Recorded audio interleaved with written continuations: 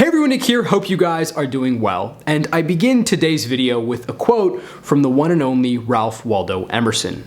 "I cannot remember the books I have read any more than the meals I have eaten. Even so, they have made me." As you can probably tell, language is everything to me. Words influence the way in which we perceive the world, and they are essential to building a proper harmony between your thoughts and your actions. Books, thus, are, in my opinion, humanity's greatest treasure. The ability to communicate with people who have been dead for 200 years, or pitch your own thoughts against those of some of the world's greatest minds, is what makes our gift of study so special. To then waste this gift would be a waste of the most impressive and awe-inspiring part about being human. Clearly, literature means a lot to me. I try and read 2 hours a day, and I am much better off because of it. So, in an effort to teach you what I have learned and maybe talk about it and hopefully inspire some of you to take up the same hobby, here are 4 books that have made me a better engineer, creator, and human being. Let's check it out.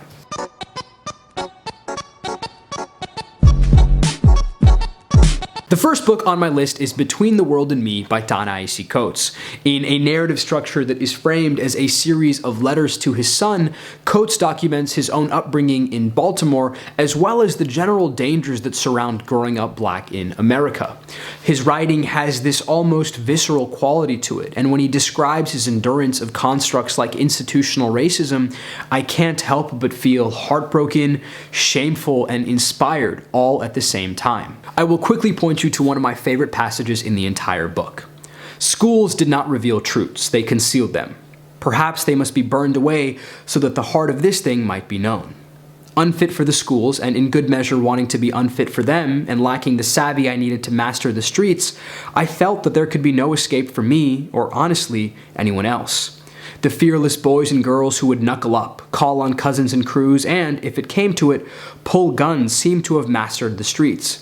But their knowledge peaked at 17, when they ventured out of their parents' homes and discovered that America had guns and cousins too. Clearly, the passage is polarizing to say the least, but I hope it gives you a good sense of Coates' beautiful yet brutally honest storytelling. And I hope it inspires all of you to read his text as well, because he contrives this reality and upbringing and past that few of us can imagine, and I think we should all do our parts in trying to understand it. The second text is Ideas and Opinions by Albert Einstein.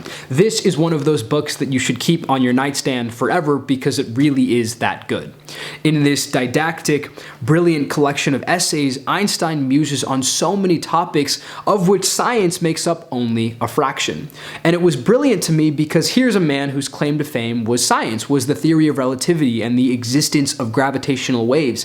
And yet here he is talking about war, culture, religion, the meaning of life, friendship, and so on and so forth. Reading this text will open your eyes to the world as Einstein sees it, and it's pretty clear that he has a remarkable way of looking at things. More specifically, I find this text so quotable, and it's because Einstein's writing is simple, and yet it conveys the most complicated ideas beautifully. Never do I feel confused or taken aback when someone so brilliant is talking about the meaning of life. It's all understood and implied, and his writing maneuvers the most difficult ideas with incredible tact. The third text is The Demonhaunted World, Science as a Candle in the Dark by Carl Sagan.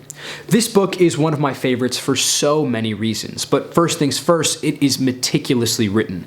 Honestly, Sagan is a master wordsmith. He spends so much time committing himself to diction and word choice and sentence structure that after reading this, I promise you, your word choice and ability to write is going to increase tenfold. You'll have a bigger vocabulary, and you'll just figure out different ways to put sentences together, and Sagan does an incredible job of this. This is my biggest highlight of the book so far. Getting into the content of this book, Sagan's piece is a very thought-provoking take on the dangers of being scientifically illiterate. He draws attention to and criticizes the growing field of pseudoscience, which is based more in wishful thinking and sensationalism than it is in facts and figures.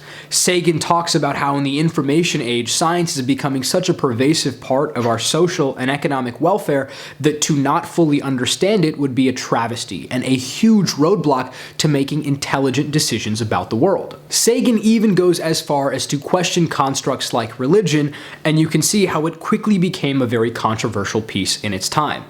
That being said, if you're looking for something to read that is compelling, very seriously written, and you're okay disagreeing with it, as I think you should be with many great books, then this choice is a remarkable one. I often tell people as well that for a book written over 20 years ago, Sagan's work is still incredibly relevant, and I highly encourage all of you to give it a read as well. Last, but certainly not least, is Essays by Wallace Shawn. This is one of those hidden gem type works that you can find in the used aisle at your corner bookstore, spend a couple of hours reading it, and come out feeling genuinely smarter than you were before. Shawn has this lovely simplicity to his writing that makes you feel as if he was opposite you in a coffee shop, just talking to you about a lot of these things. But his stories are so personal and heartfelt that you can't help but see him as a deeply emotional and intellectual writer.